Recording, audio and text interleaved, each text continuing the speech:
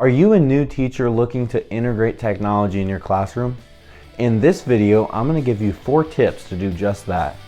If that sounds interesting, let's hop into the video.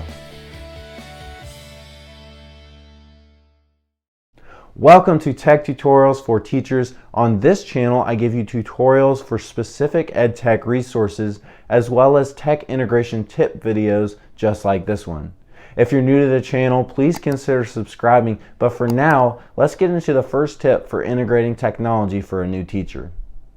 Tip number 1 is make sure your foundation is strong. And what I mean by that is make sure that your pedagogy is strong. You don't want to be implementing technology on top of an unsteady pedagogy and instruction. So focus on the skill of instruction and try and master that skill before putting technology in your classroom. If you try to add technology to unsteady pedagogy and instruction, it's just not going to work. So tip number 1 is make sure your foundation of instruction is strong. Tip number 2 is get outside help. Integrating technology is a daunting task for someone who's never done it. So try and find a teacher around you who has implemented technology in their classroom before and is confident in their tech integration.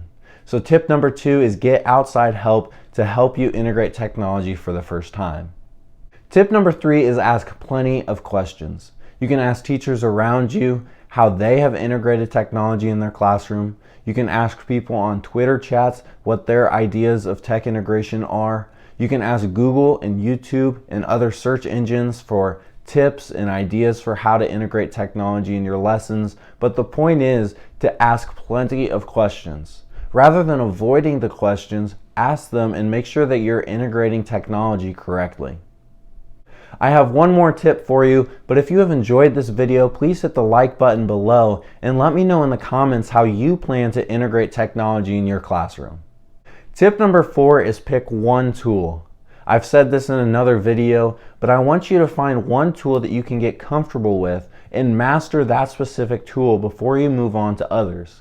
Instead of trying to integrate a whole bunch of technology and a bunch of different tools, find one that you can do really well in your classroom, master that one before moving on to another. So tip number 4 is pick one tool and try to master that tool before moving on. And that's it for this video. If you enjoyed this and thought it was interesting, please hit the like button below and consider subscribing to the channel.